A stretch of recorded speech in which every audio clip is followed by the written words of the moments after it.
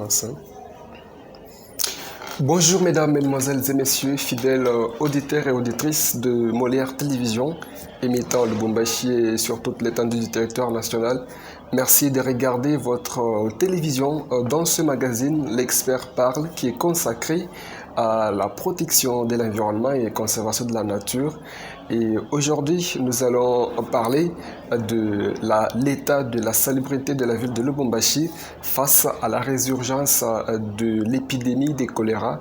Et pour parler à long et à large de ces sujets, nous allons recevoir dans ce studio un invité spécial. Il s'agit de M. Isaac Kalenge, qui est le chef de service urbain de l'habitat au niveau de l'hôtel de ville de Lubumbashi. Monsieur Isaac Kalenge, bonjour. Bonjour, monsieur le journaliste. Merci d'avoir accepté notre invitation. C'est moi qui vous remercie pour avoir aussi compté à moi. Merci à ceux qui veulent participer à cette émission. Vous voulez nous écrire, faire des remarques, des commentaires ou des suggestions. Laissez-nous un message au 097 853 66. À la technique, nous sommes servis de maître par l'ingénieur Jean-Paul Mougalou. Et devant ce microphone, vous suivez le timbre vocal de Paulin Mbaya. Je reviens dans ce studio avec notre invité, M. Isaac Kalenge, je rappelle, qui est le chef de service urbain de l'habitat au niveau de l'hôtel de ville de Lubumbashi. Aujourd'hui, nous allons parler, M. Isaac, dans ce magazine, l'Expert parle, de l'état de la salubrité de la ville de Lubumbashi face à la résurgence de l'épidémie de choléra. Quelles sont les stratégies qu'il faille mettre en place pour éviter la propagation de cette maladie? Voilà donc notre thématique du jour. Pour commencer, Monsieur Isaac, vous êtes évidemment, comme je l'ai dit, chef de service au niveau de l'habitat pour la ville de Lubumbashi. Que pouvez-vous dire en ce qui concerne l'état de la salubrité de la ville de Lubumbashi, qui est d'ailleurs la deuxième ville de la République démocratique du Congo? Merci beaucoup, monsieur le journaliste, pour cette question qui touche le quotidien ou la préoccupation de la population louchoise et particulièrement aussi en général la population de la province du Haut-Katanga. Je crois par rapport à cette épidémie qui est déclarée officiellement par l'excellence ministre de la Santé, qui a été réitérée par le maire de la ville de Lubumbashi, je crois que c'est une situation qui préoccupe tout le monde, y compris l'État congolais, y compris la population. En tout cas, ça touche tout le monde. Moi, je pense, par rapport à cette préoccupation, c'est que je peux parler sur ce point-là. Il y a quelque chose qui ne marche pas sur l'insalubrité qui touche la ville de Lubumbashi. Nous pouvons incriminer les autorités, nous pouvons incriminer les responsables des différents services. Moi, je pense que c'est quelque chose que nous devons tous prendre la conscience. Vous allez constater que cette maladie, si elle est répandue sur la ville de Lubumbashi, moi je pense, nous allons voir, vous et moi, ce n'est pas au centre-ville. C'est dans des quartiers qui ne sont pas assainis et qui doivent assainir les quartiers. Ce ne sont pas seulement les autorités qui gèrent notre province, moins encore la ville de Lubumbashi. Nous devons tous nous prendre en charge, nous devons tous prendre la conscience, parce que ça demande la conscience de chacun. Monsieur Isaac, vous êtes entré directement dans le bain du sujet. Avant, bien sûr, de parler de la maladie, j'aimerais que vous, en tant que chef des services de l'habitat, que vous puissiez d'abord dresser l'état général de la salubrité de la ville de Lubumbashi. Merci beaucoup. Je reviens à cette préoccupation. L'état général de la propriété ou de l'insalubrité de la ville de Lubumbashi, c'est une question qui est criante. Nous avons constaté, nous constatons nous tous que presque toute la ville de Lubumbashi n'est pas bien assainie. Et c'est une question qui préoccupe et les autorités et nous aussi la population. Donc c'est déplorable par rapport à cette question, c'est déplorable. Et vous avez répondu tout à l'heure que l'état de la ville est décriante, l'état bien sûr de la salubrité, mais à quoi est due cette situation? Est-ce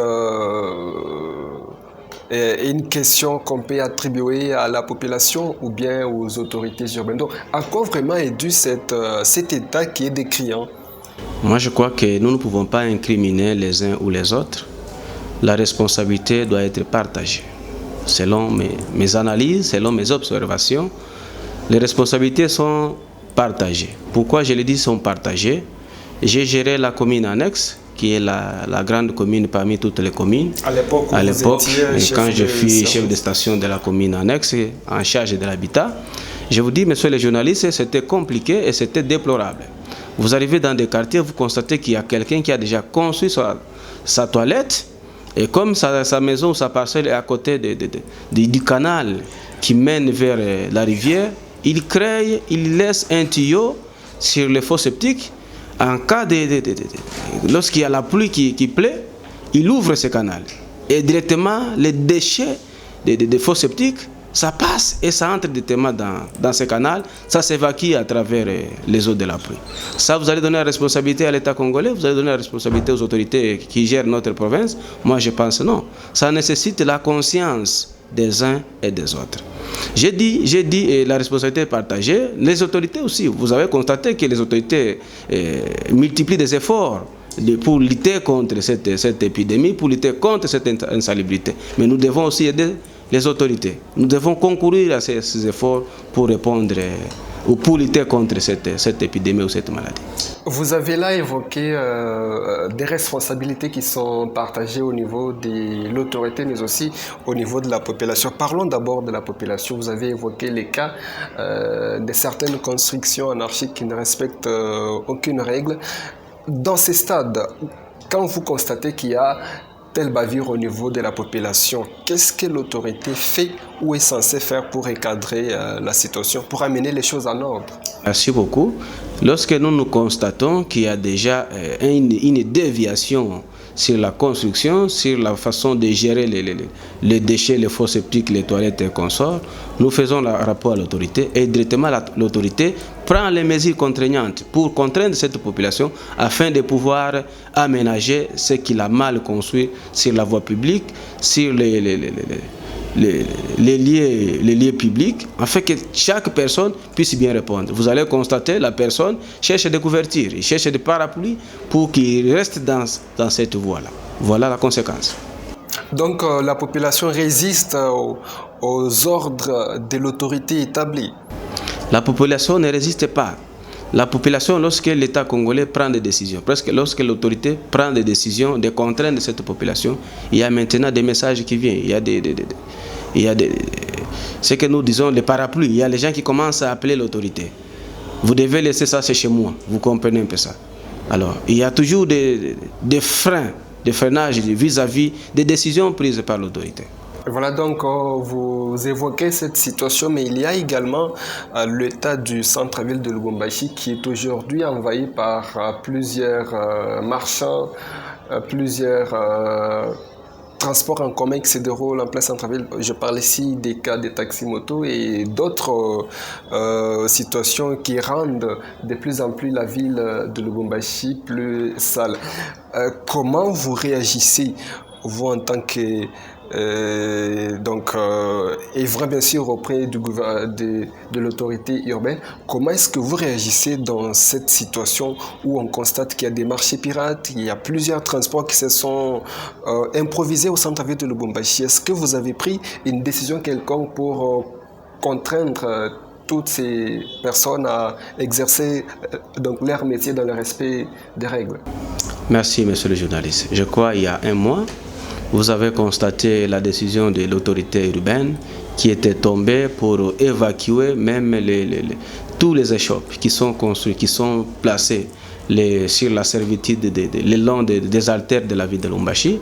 Vous avez constaté, je me rappelle ces jours-là, l'autorité urbaine avec son adjointe et presque tous les chefs de service l'avaient accompagné, y compris les services d'assainissement. Nous avions passé la nuit blanche ces jours-là, je me rappelle, il y a un mois, pour évacuer tout ce qui est comme cabine et consort placés sur les artères.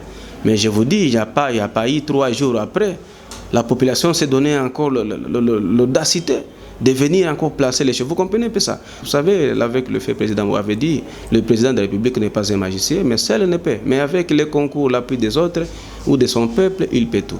Donc, pour évacuer les déchets qui sont sur les artères ou les différents coins de la ville de Lubumbashi, ce n'est pas seulement un problème qui doit être réglé par l'autorité. Moi, je pense même la population doit se mettre.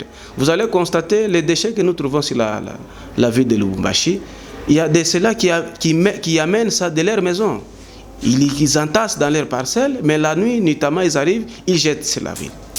Vous comprenez que nous manquons la conscience. Nous devons prendre la conscience afin de pouvoir assainir notre ville de Lubumbashi, parce qu'elle est notre. Ce n'est pas une ville seulement qui est pour les autorités. C'est une ville qui appartient aux autorités et nous qui sommes la population. Monsieur Isaac, avant de parler bien sûr des provenances de tous ces déchets qui sont au centre-ville, mais on constate quand même une certaine impuissance de l'autorité urbaine. Vous avez parlé là d'un cas qui a été flagrant et vous évacuez les cabines et autres vendeurs au centre-ville de Lubumbashi. Mais au lendemain, on retrouve ces mêmes personnes en train d'exercer librement comme si de rien n'était. Est-ce que vous ne pensez pas qu'il y a quand même une certaine impuissance de l'autorité qui s'est fait voir dans ces prises de position qui ne sont pas du tout suivies? Moi, je ne pense pas qu'il y a l'impuissance, monsieur le journaliste. Lorsque l'autorité prend la décision d'évacuer tout, et on casse les tout, on les amène, on les jette, c'est une exécution d'une décision prise par l'autorité. Mais quand la population suit le matin, parce que pourquoi l'autorité a fait ça? C'est pour préserver la prévention contre toutes les maladies et toutes les situations qui surgiraient vis-à-vis de sa population. Mais vous allez constater le lendemain, pour évacuer tout ça, ça coûtait à l'autorité, vous comprenez un peu ça. C'est un coût pour gérer, réunir les moyens financiers, les véhicules pour évacuer tout ça. Ça coûtait à l'autorité. Mais quand on exécute, on arrange la ville, le lendemain, vous allez constater la même population pour laquelle l'autorité s'est donné le courage d'évacuer, la population revient encore commencer à reposer. Et dans ce cas, que fait l'autorité quand la population revient? Mais quand la population revient, l'autorité directement envoie la police sur terrain pour aller exécuter la mission et arrêter les récalcitrants. On les arrête et on les amène directement au cachot. Donc, dans vos dires, on constate que la population ne veut pas suivre ce que l'autorité vient, où il y a des interférences politiques. Je vous dis, la population ne sait pas écouter. La population n'a pas cette conscience. Vous savez, pour que notre ville soit assainie, c'est un travail de tous. Et les autorités, et nous qui sommes la population, nous sommes appelés tous à prendre conscience et à assainir notre milieu.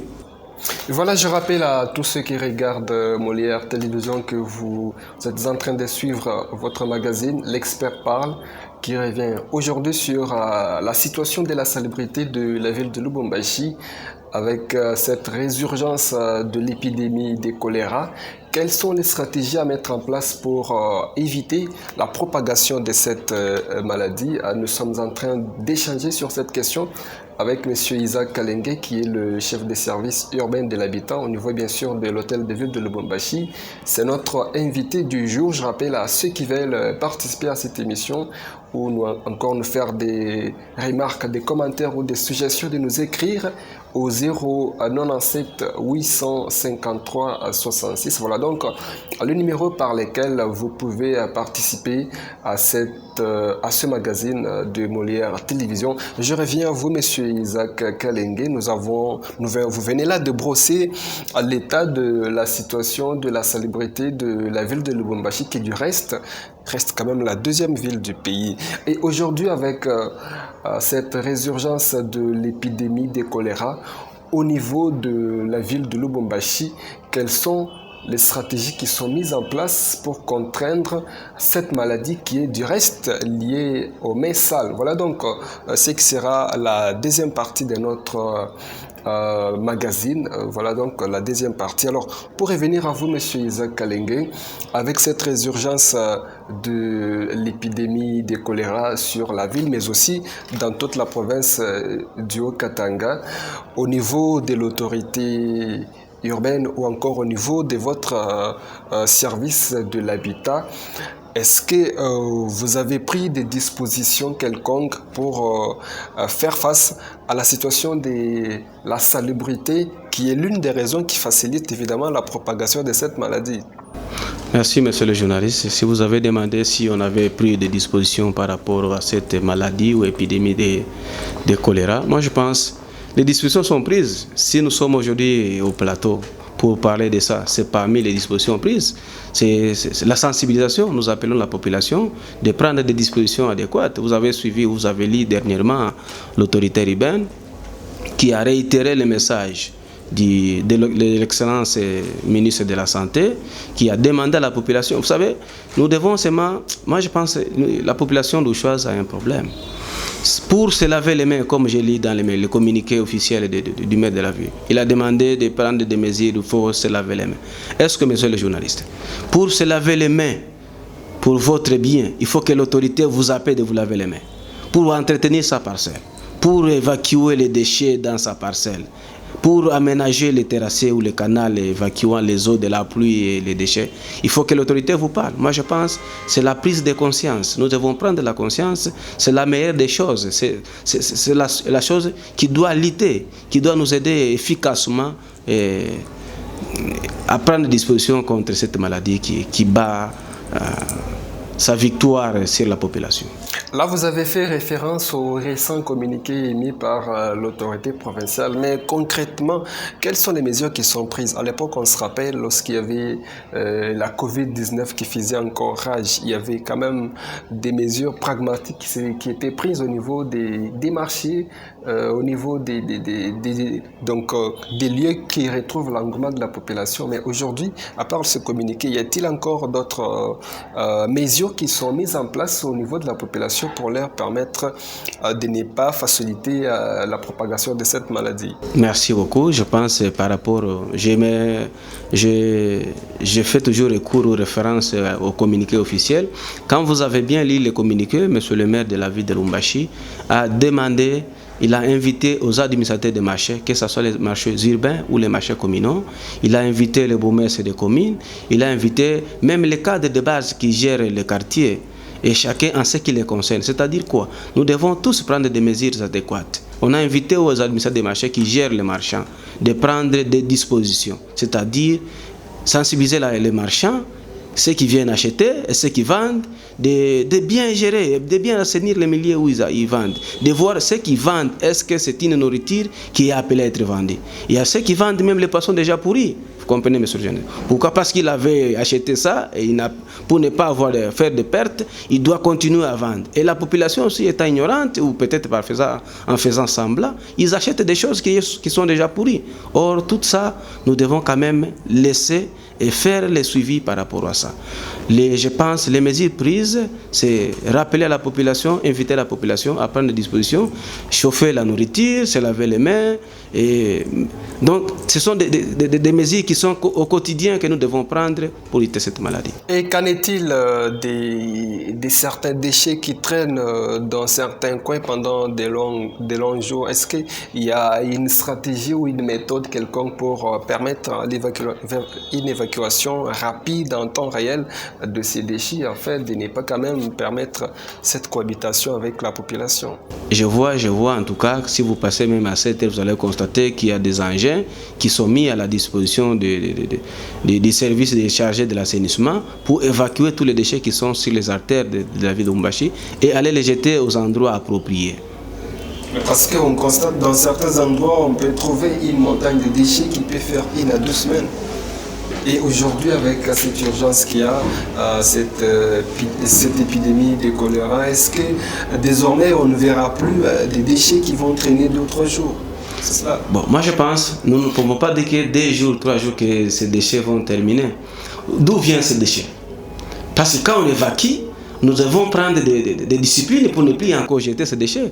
Nous devons jeter les déchets là où les endroits sont à peu. Par exemple, il y a des poubelles publiques qui sont posées aux différents coins. Donc, si nous prenons les mesures d'aller jeter ces déchets dans des poubelles appropriées, moi je pense que ça va permettre à ceux-là qui sont chargés d'évacuer les déchets, de les prendre et aller les jeter aux endroits appropriés. On aimerait également savoir où est-ce que ces déchets, une fois enlevés, sont amenés. On va les brûler quelque part, on va les incinérer. Que fait-on de ces déchets qui sont évacués de la ville de Lubumbashi? Bon, les déchets sont jetés aux endroits appropriés. Il y a déjà, par exemple, vous prenez sur la route de contournement, route de Kipushi, il y a un grand canal là-bas, ravin, dans lequel ils sont en train d'évacuer ça. Et après avoir jeté là-bas, ils consomment ça. Ils mettent du feu, les essences, et on brûle ça pour permettre qu'il n'y ait pas des odeurs nauséabondes qui peuvent encore causer des maladies. Il y a des endroits qui sont appropriés pour recevoir ces déchets qui viennent de la ville et pour permettre l'assainissement du milieu. Il n'y a pas que les déchets à l'état tel qu'on les constate dans certains endroits. Il y a également des caniveaux qui sont remplis d'eau pourrie. Les cas du centre-ville et d'autres coins aussi de la ville de Lubumbashi. Là aussi, y a-t-il des mesures qui sont prises au niveau de l'autorité urbaine ou bien au niveau de votre service pour permettre quand même que ces endroits soient en fait salubres?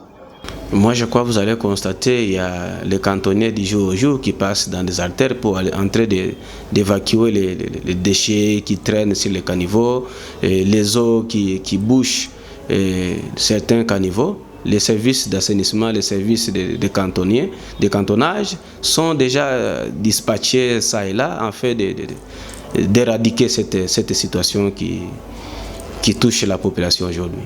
Nous sommes presque arrivés à la fin de ce magazine, mais bien avant de vous quitter complètement, nous allons donner la dernière parole à notre invité, l'insalubrité dans la ville de Lubumbashi. Aujourd'hui, avec cette épidémie de choléra qui refait surface, quel est le message spécial que vous lancez à la population en tant que chef de service urbain au niveau de l'hôtel de ville de Lubumbashi? Merci. Le premier message, c'est le message de salutation et à toute la population louchoise. Et le deuxième message, c'est le message que j'invite toute la population de prendre la conscience, de bien gérer les déchets, de bien en tout cas appliquer les mesures que les autorités nous ont demandé de le faire. En tout cas, c'est pour notre bien, c'est pour le bien de notre vie, c'est pour le bien de notre province.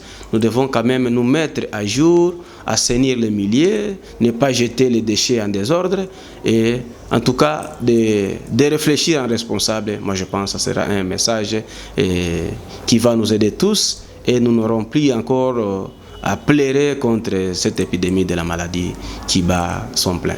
Et au niveau de l'autorité, il y aura également le suivi des mesures prises pour permettre une exécution à grande échelle. En tout cas, je sollicite aux autorités de pouvoir multiplier comme ils le font, multiplier les efforts, afin que les différents services en charge d'évacuation, d'assainissement, puissent bien exercer, qu'ils soient bien équipés afin de pouvoir répondre à cette question, aux besoins qui ressentent ou qui touchent notre vie de Lubumbashi. Merci beaucoup, Monsieur Isaac Kalenge. Je rappelle que vous êtes chef de service de l'habitat au niveau de la mairie de la ville de Lubumbashi. Merci d'avoir participé à ce magazine, L'Expert parle. Un magazine consacré bien sûr à la protection de l'environnement et aujourd'hui nous sommes revenus sur la situation de la salubrité de la ville de Lubumbashi face à la résurgence de la maladie, de l'épidémie de choléra qui refait surface. Vous avez là donné quelques mesures prises par l'autorité provinciale pour éviter la propagation de cette maladie qui est d'ailleurs l'une des maladies la plus dangereuses. Merci d'avoir participé à ce magazine. Vous avez suivi ces magazines partout sur la ville de Lubumbashi. Merci également à vous, les téléspectateurs de Molière Télévision, pour votre fidélité à notre chaîne. Merci à l'ingénieur Jean-Paul qui nous a permis d'arriver dans vos salons et partout où vous étiez. Merci et nous vous donnons rendez-vous dans les jours qui suivent pour retrouver notre invité de votre magazine environnemental. Merci. Merci.